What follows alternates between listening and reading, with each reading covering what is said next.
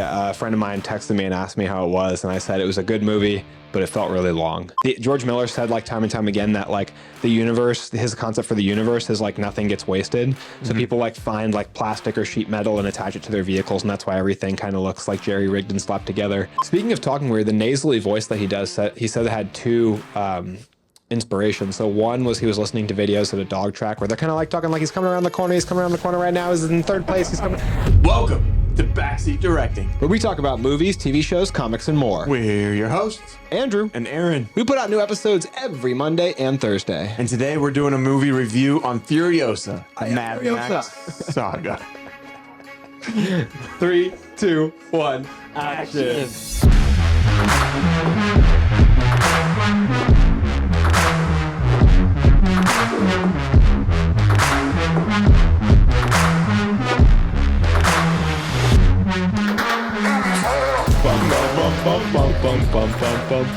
Yeah? I am Furiosa. That wasn't even the line in the movie. It was different in the trailer. They changed it to I am Praetorian Furiosa, which sounded so much better in the trailer. Yeah. And thank you for cutting me off. Of course. Yeah. So we went and watched Furiosa opening weekend. It's obviously a part of the Mad Max franchise. It kind of goes out of order. There's 3 that were made a while ago. And then in 2015, we had Mad Max Fury Road.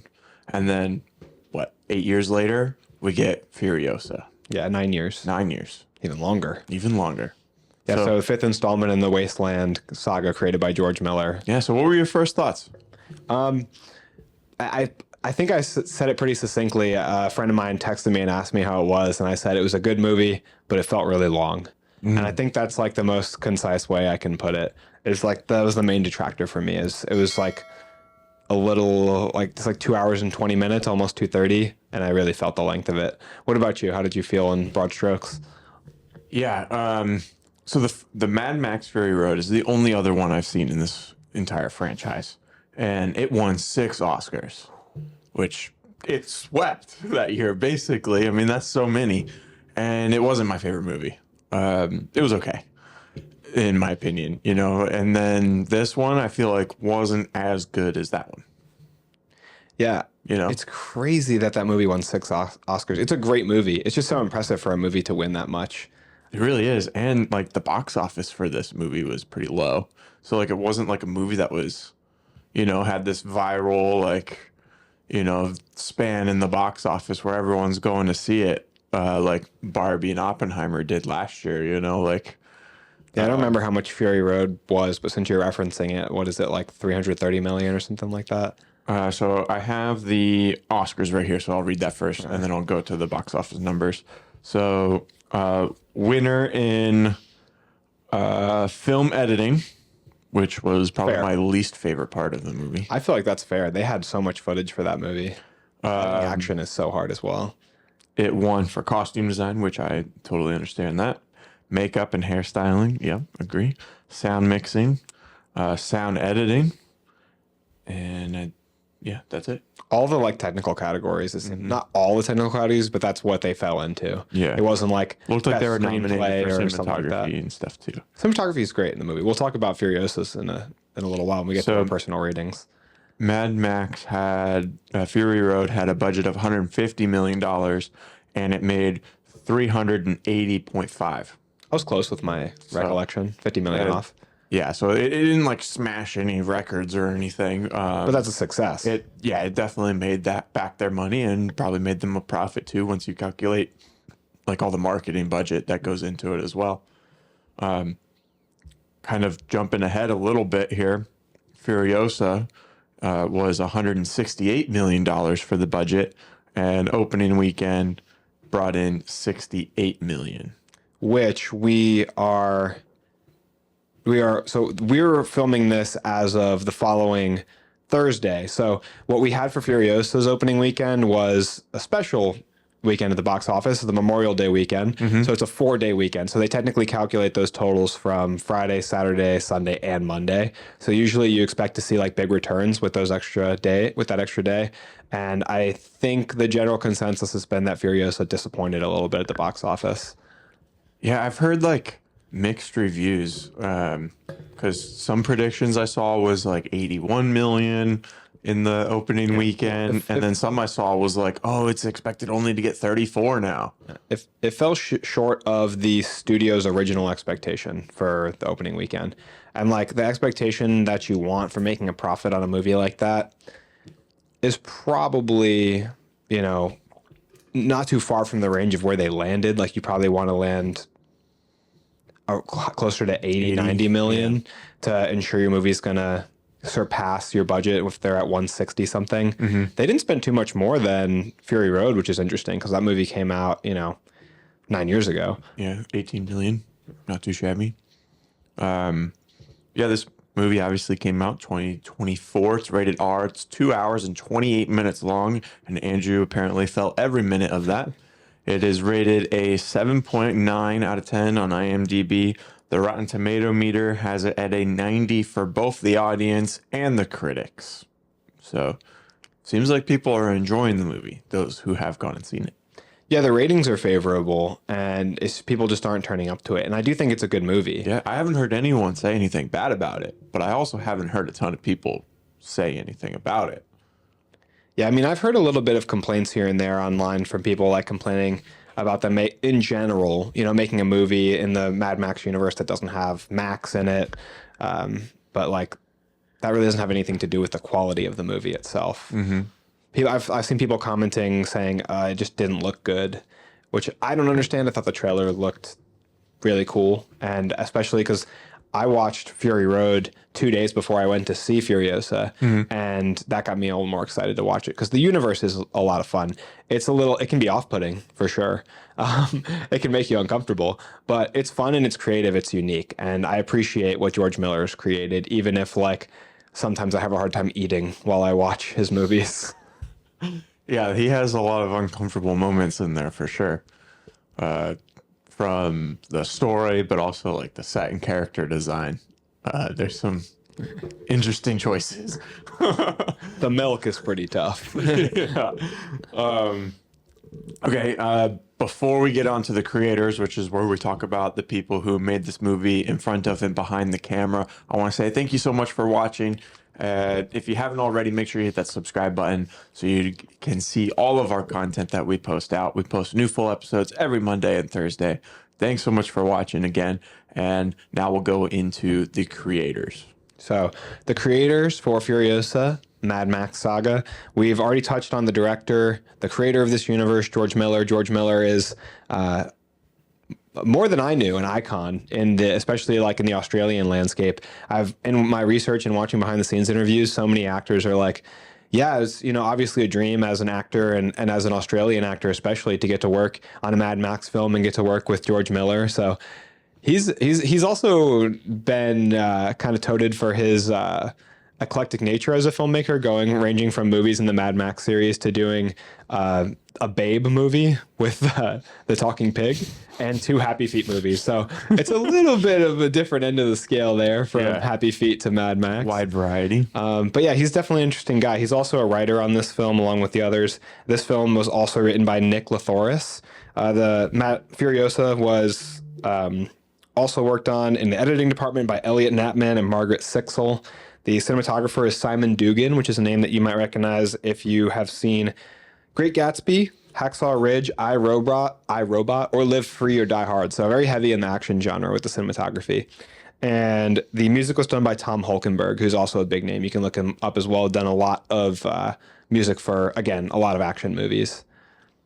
The first Mad Max came out in 1979. 79? Okay, Yeah. This is a little off then. Because I'm on numbers.com, and it's got like all the numbers from the movies and stuff. It says the first one was 80, then 82, then 85, and then all the way in 15. Yeah. So a 30-year gap from Mad Max Thunderdome to Mad Max Fury Road. Right. Which that last one is correct, yeah. That's a crazy amount of time to like be involved in one franchise, isn't it? Yeah, for George Miller. Yeah. I mean, good Lord. So, like, it's been almost 30 years. No, it's been almost 50 years. Almost excuse me. 50, yeah. Yeah, that's absolutely insane. And people consistently saying that these are some of the hardest movies to work on and make. Like, to make 5 of them. Yeah, a lot of the actors are like, this is a brutal set to be on. Yeah, they moved during the second movie is when they moved into like the Australian outback because it was just easier to film. But the Australian outback is notorious for being The Australian outback. rugged terrain. Like, it's hot out there. Like, if you've ever seen documentary on like the way a kangaroo lives, they basically will like sit in the shade for like hours on it. There's animals in the outback, they will dig like a shallow hole just to get to colder dirt to lay it against the dirt because it's so hot and uncomfortable. And that colder dirt is still hot dirt. Like, it's I would venture to say it's almost nightmarish. And like making movies in that setting, especially like if you've ever been in a desert climate, it's extremely arid. You know, you need to drink a lot of water. It's very rough, especially to be these movies tend to have actors like do a lot of stunt work.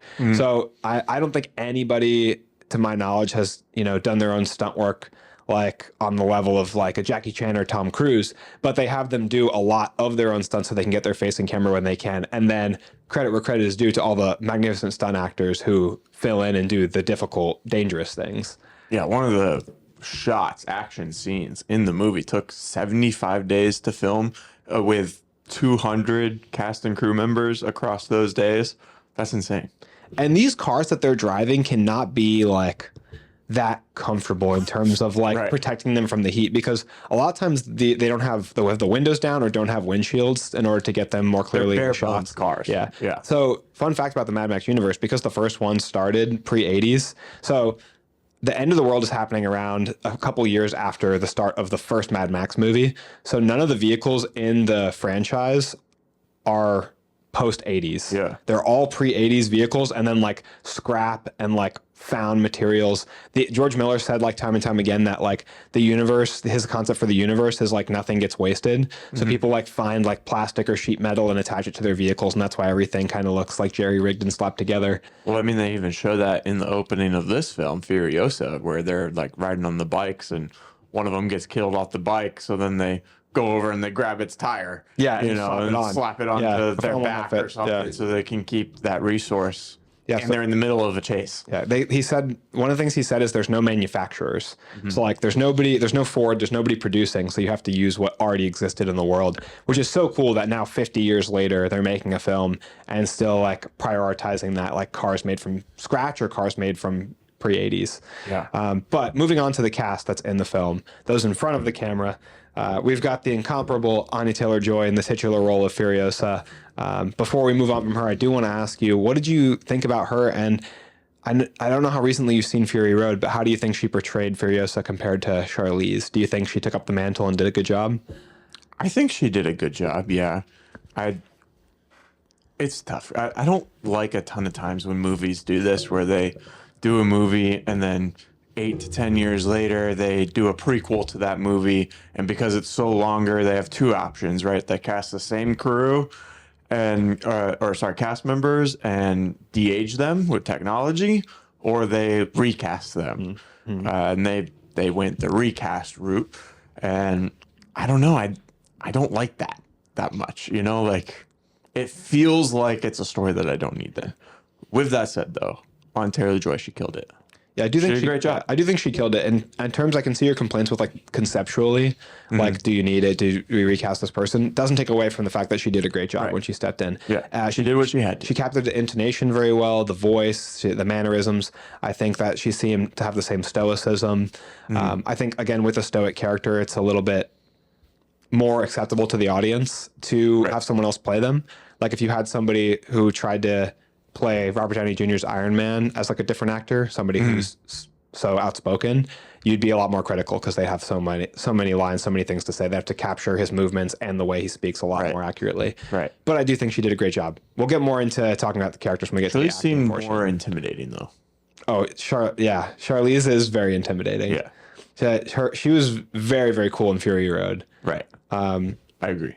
But then in our other starring role, we had Chris Hemsworth as Dementis, one of the best performances of his career, in my opinion. Tom Burke played Praetorian Jack, the guy whose name you forgot, the love interest in this film. If you also forgot his name, They don't say his name that often. I forgot his name And too when we left the theater. I feel like he's what in the movie for 30, 40 minutes. He's not really 15 there. minutes of it is the action sequence. Yeah, they don't really like, which we'll talk about more. They don't really like develop their relationship. He kind of just shows up and then leaves. Too much of his presence film. is the action sequence. Yeah. But it's not much of a relationship. Elila Brown is young Furiosa, who is in this film way more than I expected, but she did a great job. Like what, an hour almost? An hour Until- an hour until Taylor Furiosa Joy showed up? Yeah, based on my clock. Charlie Fraser plays Mary Jabasa, who is Furiosa's mother, and I hope I'm pronouncing this correctly. Laki Holme as Immortan Joe. All right, there we go. That That's wraps our it up cast for and the crew. cast and crew. Sweet. So now that leads us into our ratings of the film, right? Yes, and we're going to go through our ratings and then stick around for afterwards because I'll go into a specific segment that we like to call source code, where I'll get into like the source material that brought up Mad Max, and I can. Should I go ahead and do that now because we can do the recap of what brought the universe up? You know what? Yeah, that's to a good the idea. story. Yeah. So we're about to go. When we go into our ratings, we'll first go into story. So So make sure you guys stay around and you listen Right for now. the moment right now. Source code. in this segment, we talk about the source material.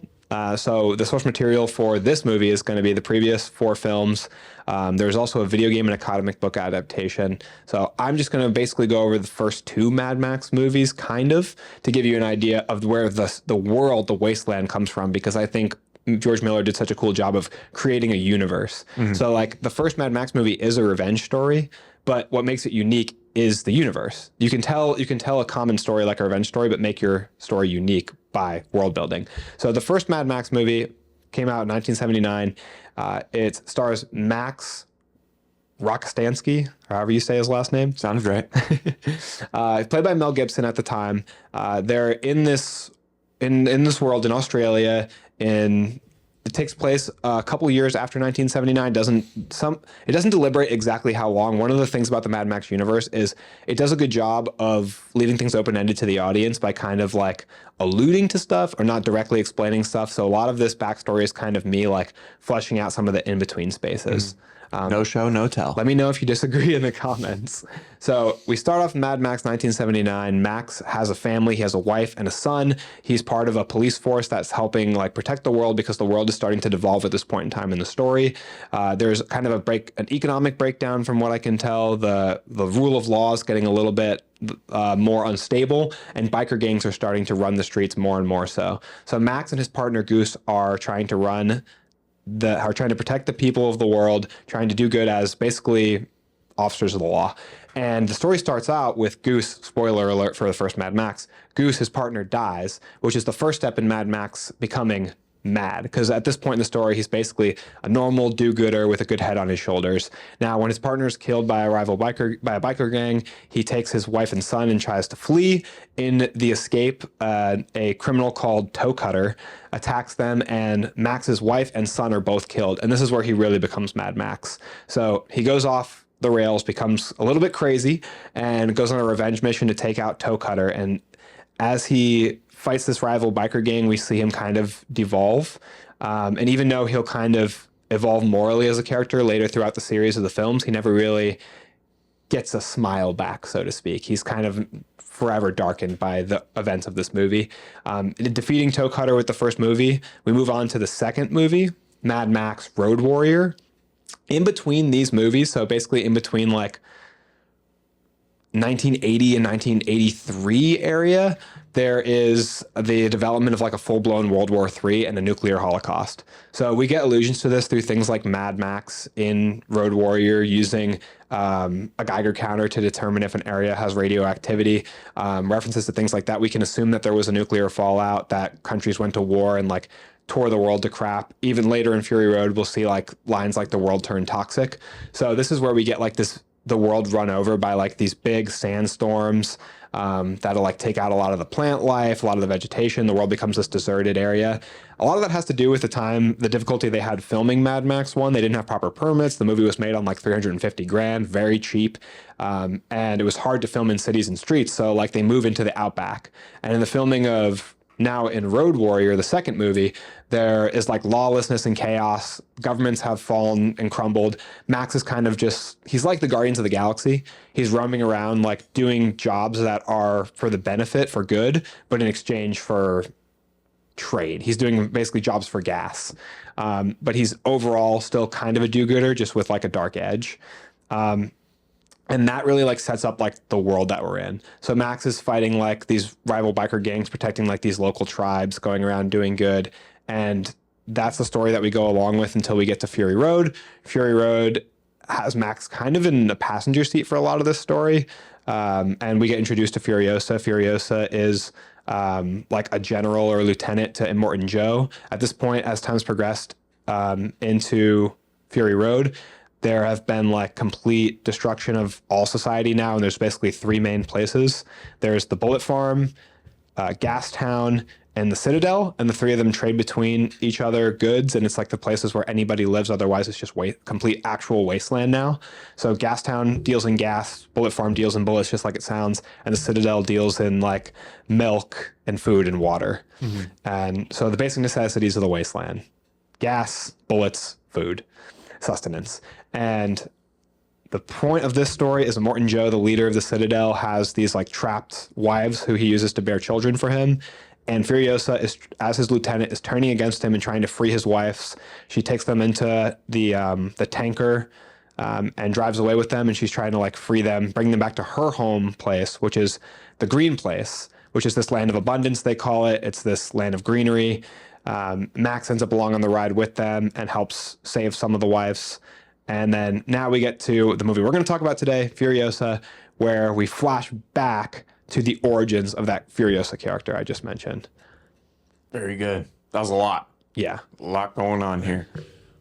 Basically, nuclear fallout, world full of dirty people with nipple clamps and unnecessarily so, right? Yeah. That's the 2-second version. That was Aaron's nickname in high school. That was my what? Nickname in high school. The 2-second version. Okay, so the story. We can go into our ratings now, where we break down a film into 6 different categories. This helps us kind of get a mostly non-biased, technical approach to our rating system. And the story is the most important part of any movie. If you don't have a good story, the movie can have the best everything else, but it's probably going to fall a little flat. So the story for this movie, Andrew, out of 10 points, what'd you give it? I gave the story a 7.5. Okay, nice. So not bad, not great. Yeah, I mean, I feel like, I don't know, the length of the story cut deep for me, and I feel like that falls into the story category. The story, The pacing. everything in the story seemed integral to pushing the story forward. I couldn't pick out a long swath of it that I thought was wasted space. Maybe they could have cut down some of the action elements, like, which sounds crazy. I love action, but some of it felt like it dragged a little bit. You know, you have to have those beats where it gives value to the action by slowing down the story and letting the audience breathe a little bit. I feel like the length of the story dragging for me really hurt it overall, even though so many elements of it, like the introduction of her love interest and the loss of him, compels the story. It compels her need for revenge toward Dementis. It compels her returning back to the Citadel. You know, so everything was valuable. It's just for some reason the story didn't feel, the world feels more unique than the story. It felt to me very like segmented. Yeah. You know, like the beginning, we're going through her life really quick, you know, from her, you know, being on her own, being taken, getting away and all that stuff. And she's like kind of growing up. And then now she's the adult trying to escape. It all felt very like in little blocks, which the movie was separated into chapters. Which I like. I like when movies have like named chapters. It's something that I find like, it kind of gives me like an element of mystery and fun, because I read that title name and I'm like, oh, like that's like a clue as to what's going to happen in this part of the story. Sometimes I feel like the titles in this one didn't line up, even with like there was something about a pole in the first chapter and I didn't really see how it aligned, but maybe someone in the comments will explain it to me. Yeah. So I ended up giving it a 6.5 out of 10. Okay. I thought it was fine.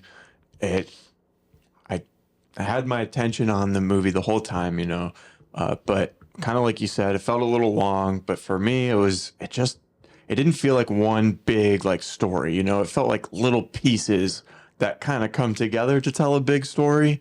And I don't know, it didn't flow as well. It seemed like they were traveling back and forth just to travel back and forth a lot without having like a reason other than just like, oh, they have to trade. You know, like it didn't move the story forward at all. You know what I mean? It's not as much of like driving the story forward, but it does absolutely make sense for them to have to be continually trading. Yeah, and it's just not captivating to see though. Like, oh, now they're going over here because they have to go over here. They're going over here, but it's not leading me anywhere.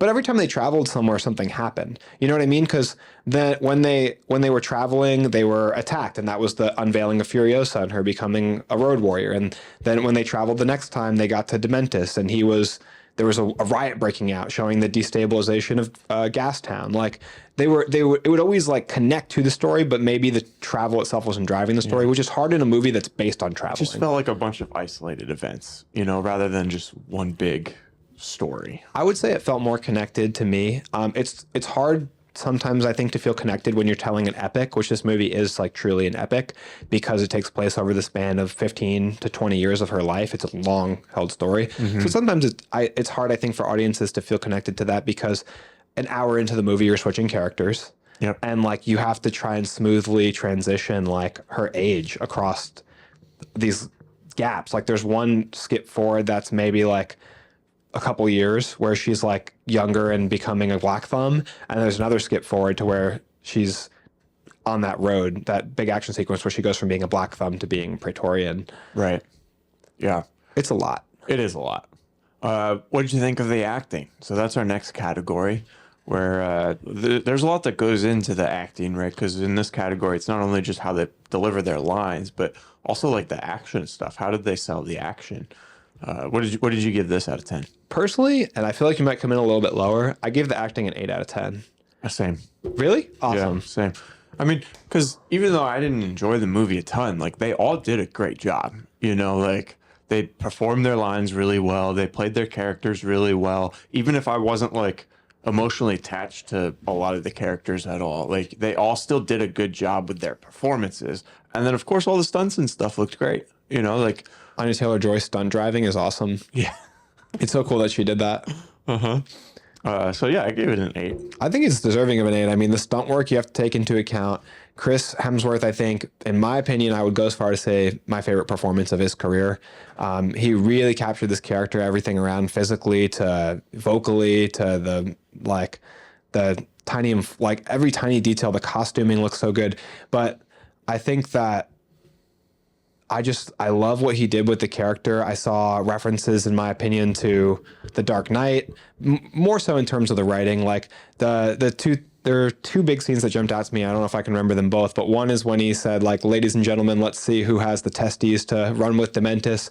And he's like going to have them fight to join his gang. Very reminiscent to me of when the Joker like breaks that pool cue in half and he says, we're going to have tryouts and has some of Gamble's thugs fight to join the Joker gang. I feel like when he's the other one's when he's telling Furiosa that he has a high pain threshold, there's not much that she can do to him. Like she can't really torture him. It reminds me of the Joker in the interrogation scene when he tells Batman, nothing you can do to me with all your strength, as Batman's punching his face in to get him. Where are they?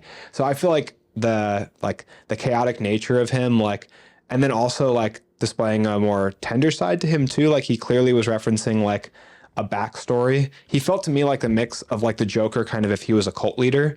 I feel like he had this element to him of a cult leader where it's like he's very persuasive and magnetic to people and putting on a performance, but he's not actually very effective as a leader. He's just more of a personality than he is like Caesar in Planet of the Apes is like, he walks the walk. He makes good decisions. Dementis is just like a persona figure. He's like Megamind would say, he's about presentation. You know what I mean? So he's a leader when they're on the road, you know, just going at his whim place to place when there's nothing really at stake. But then when they get to Gastown and something is at stake and there's like a job to be done and there's trade to be done, now things are falling apart at the cracks because he's not a true leader. He's not a good decision maker.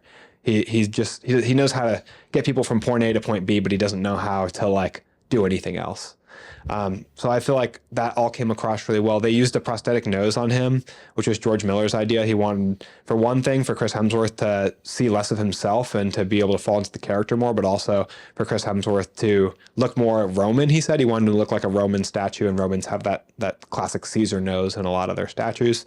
So they also gave him eye contacts that made his pupil bigger, which Chris Hemsworth said he felt like gave himself like a wide-eyed, kind of strung out, drugged out look. So all that stuff to help him fall into the character. And then Different teeth too, I believe. yeah, and obviously, work with the beard and the hair. I mean, that also aging him over time. I mean, his hair goes from like brownish blondish to like this reddish color when they hit the smoke. So it's red for a while, and then because he never bathes, and then it goes to gray as time progresses. Like 20 years later, he gets grayed out and older looking. But I think they made his teeth yellowed at the very least if they didn't also do prosthetic work on the teeth. I think he had prosthetics in because I saw a behind the scenes clip. It was him looking how he normally does, but he had like different. He was talking a little weird. Speaking of talking weird, the nasally voice that he does, he said it had two inspiration. So one was he was listening to videos at a dog track where they're kind of like talking like he's coming around the corner. He's coming around the corner right now. He's in third place. He's coming.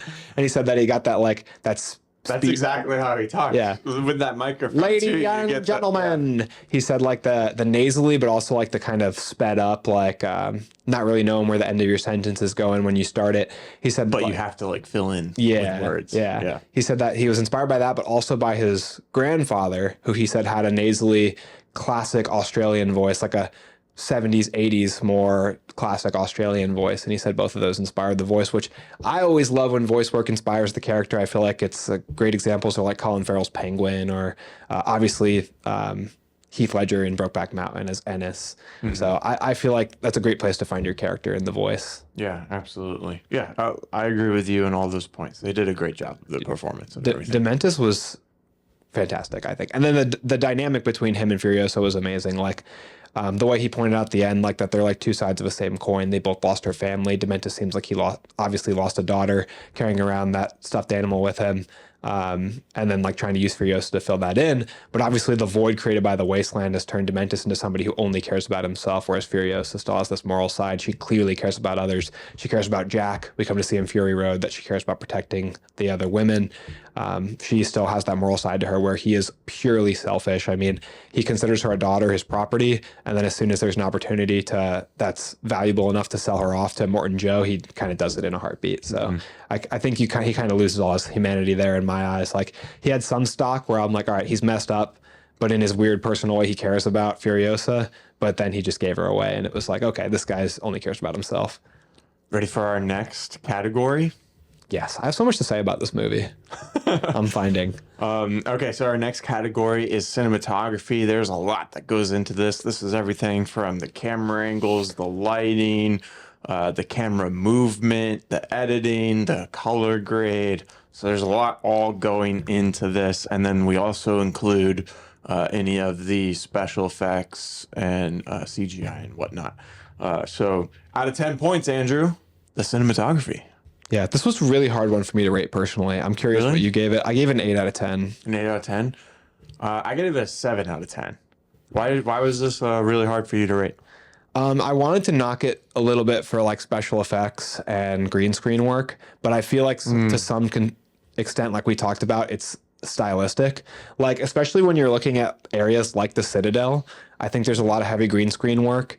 I feel like it maybe kind of harkens back to like Road Warrior Thunderdome era, some of the shot styles they choose, or like the green screen, like they do like a lot of mounted dash shots, not mounted dash shots, but like front hood mounted shots of people driving in the car. So a lot of it's like stylistic stuff that like I appreciate the style for its unique nature and for them having their own style, but it's not my preferred style. Yeah. So like that's kind of where I run into like some issues. Yeah, that's how I sit with Mad Max Fury Road and also with Furiosa, that obviously they did something great. They won 6 Oscars for And were Mad Max. nominated for cinematography as well. But I didn't like it for me.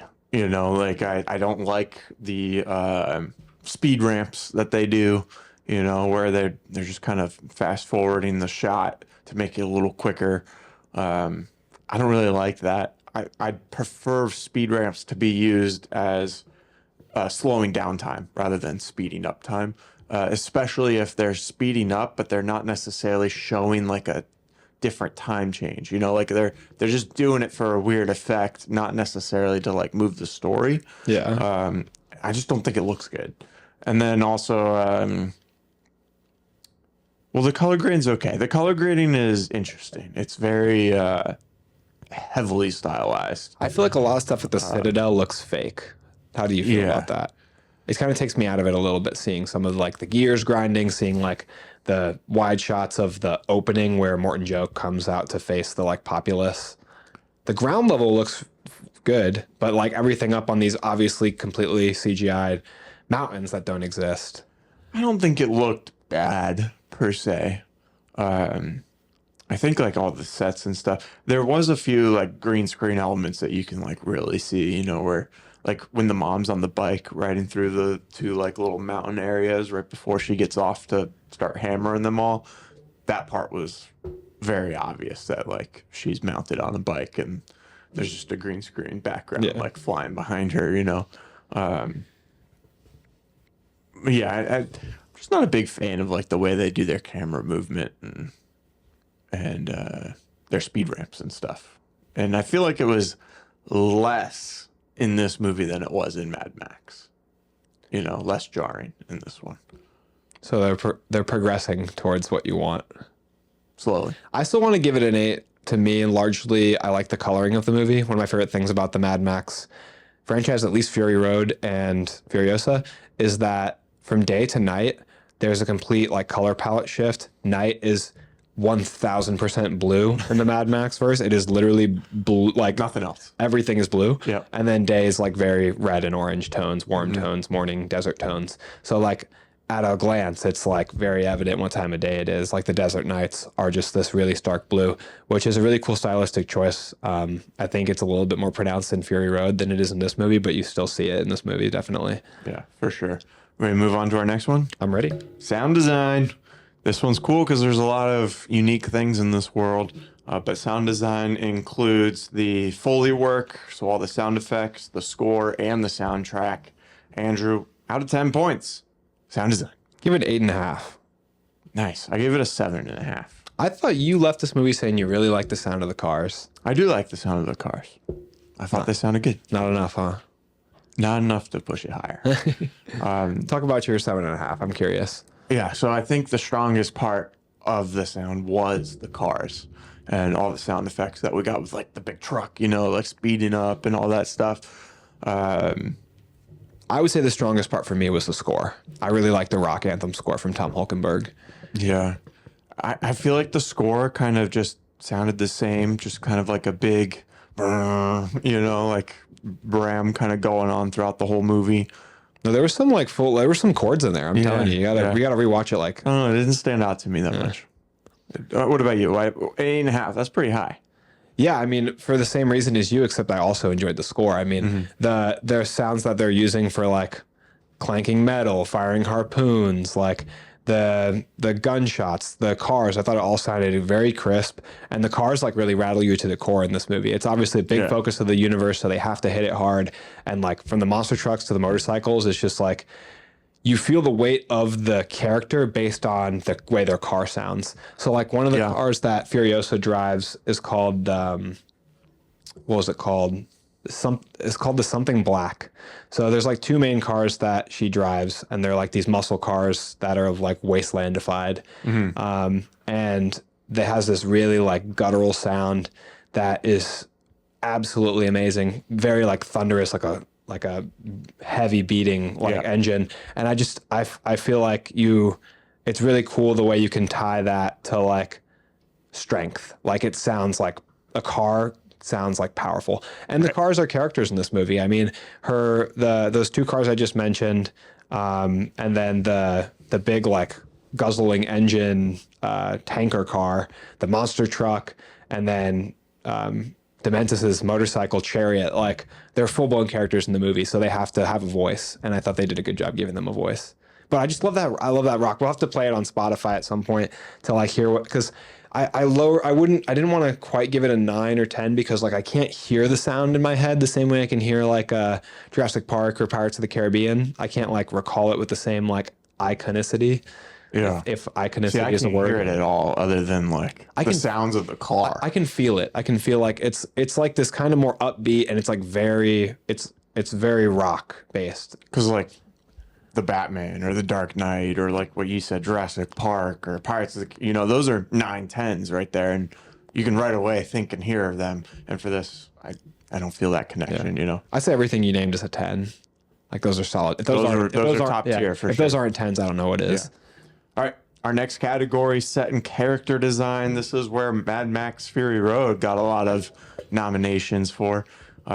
This is kind of the way the characters and the locations look and why they chose to like decorate them this way. So Andrew, out of 5 points this time, what'd you give? I gave it a 5. Perfect score. Nice. What I about gave it you? a 4. 4. So pretty high. I feel like this is like the R-rated desert universe version of Barbie, just a post-apocalyptic wasteland where you have the freedom to just design whatever kind of character car. Yeah. My big thing when I gave it a 5 was considering the cars a part of the set. Oh yeah, absolutely. Like the cars are so well and uniquely designed, like especially in my opinion Dementis's chariot motorcycle. He has like 2 motorcycles driving, like pulling a chariot. Yeah, 3 motorcycles pulling a chariot. Like that's so cool, so creative and unique, and they designed like a way for it to actually move. Yeah. Like, and then the monster truck is amazing, especially as it's used throughout the set. The what is it called? The something black.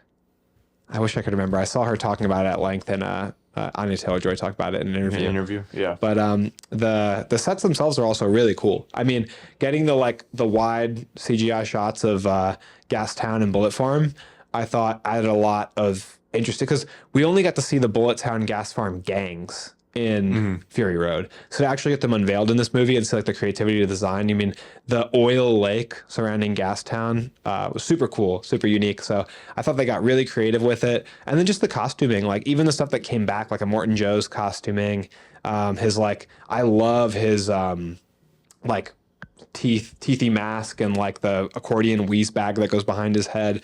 I love his like chest plate.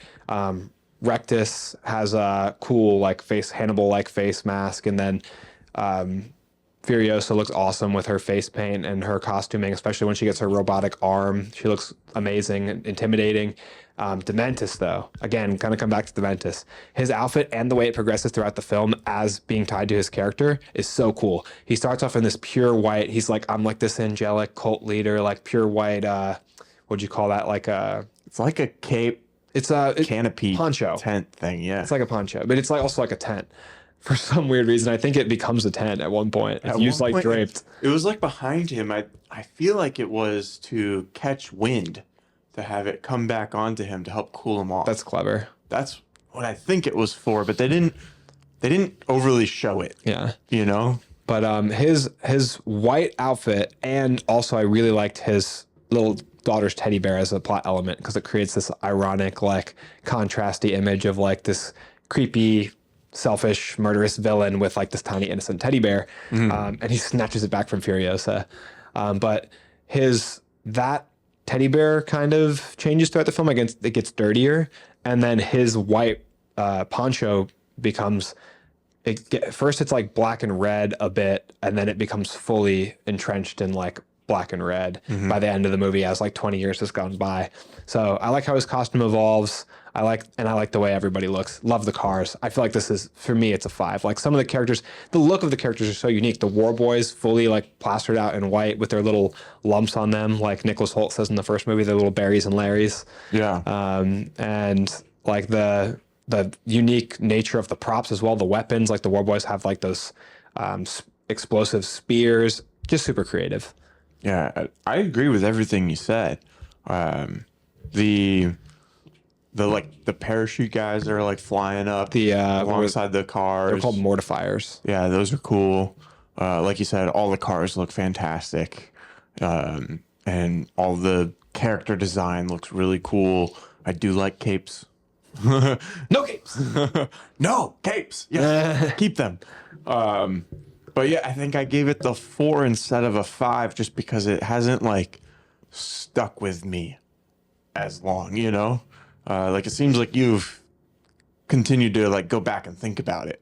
I haven't as much. And I think that's what's stopping me from giving it that one Yeah. point bump. I feel like for this one, it's also like a taste thing. Like, Yeah. Barbie's like a lot cleaner. It's a lot Right. easier to give a 5. This is like, depends on your taste, I think, because Right. it's a lot dirtier and grungier. So it's like, Right. Our last category here, rewatchability. This is important for a film, right? Because if you never want to see the movie again, how good can it be? The way we ask this question is out of 5 times, if you're doing absolutely nothing, someone asked you to watch this movie 5 times, how many times would you say yes? I gave it a 2.5. And if anything, I would go lower. So half the time, Yeah. with the caveat of maybe less. Yeah. What about you? I'll give it a 1.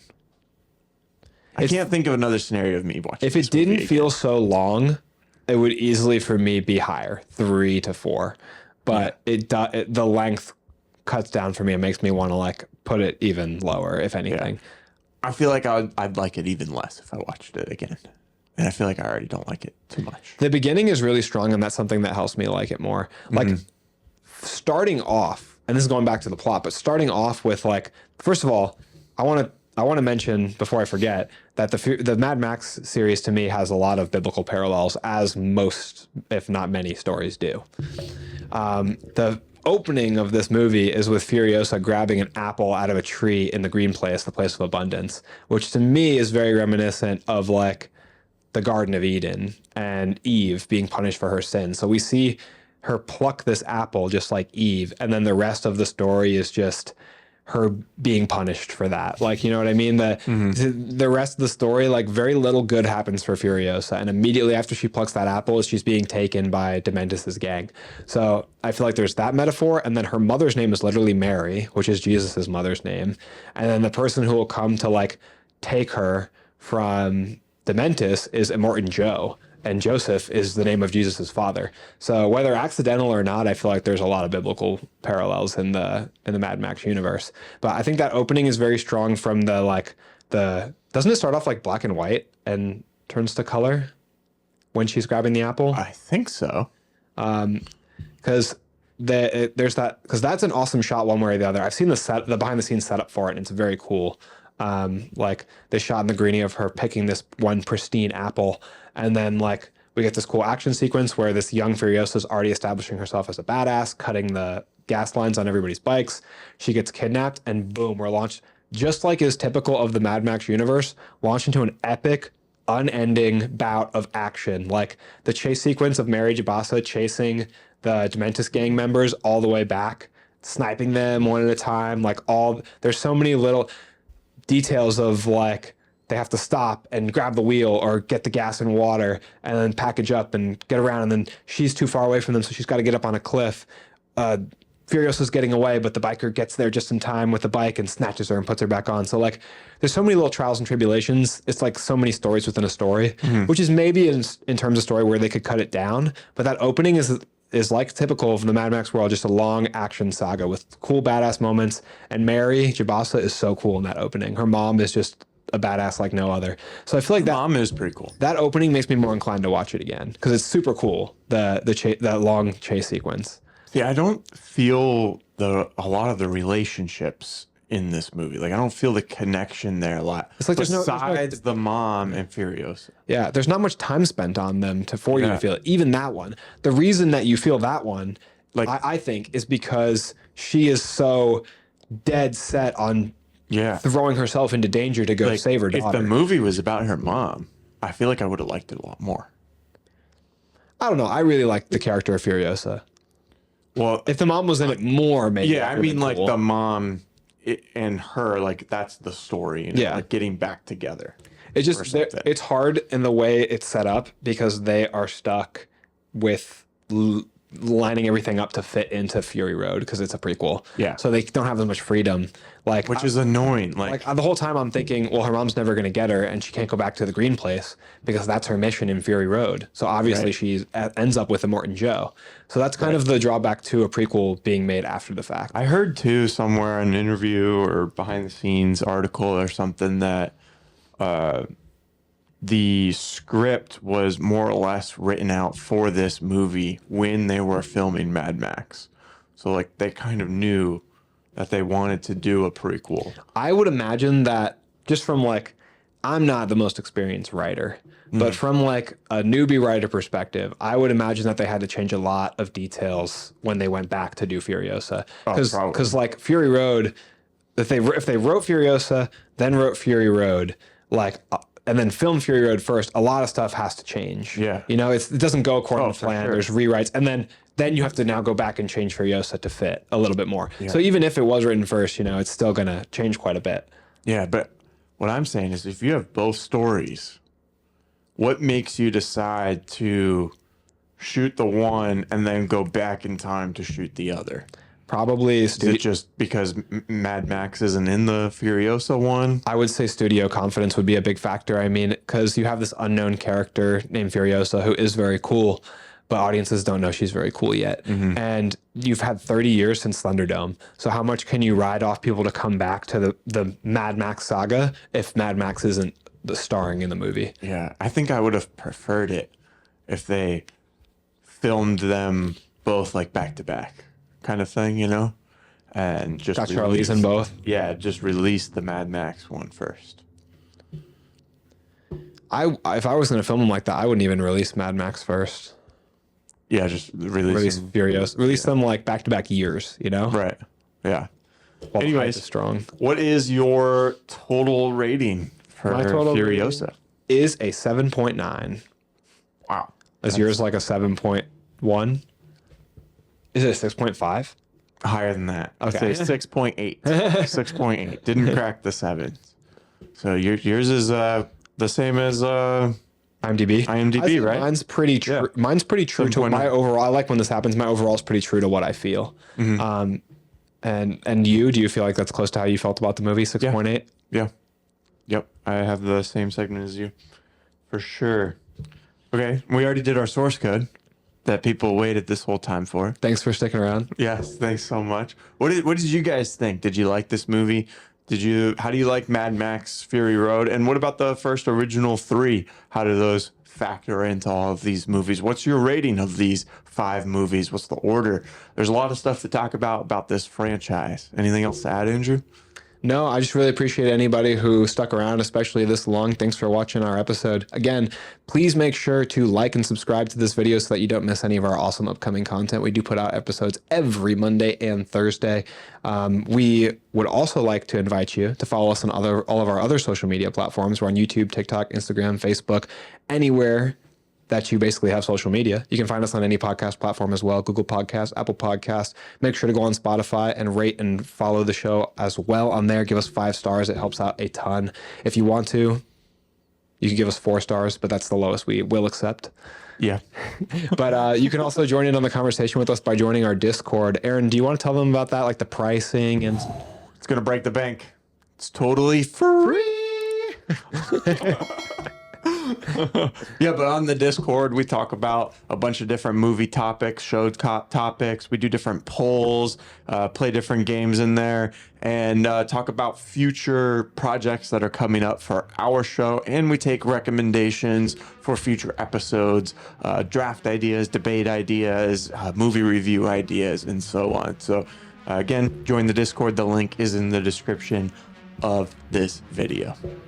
We appreciate you guys for joining us again. Make sure to check out our next episode where we'll talk about Furiosa a little bit more, if I'm understanding the order of our episodes correctly, which I am not always. But we're going to talk about the box office, state of the box office, and relate it back to Furiosa this weekend. Dead? Let's find out next week when you come back. And that's a wrap.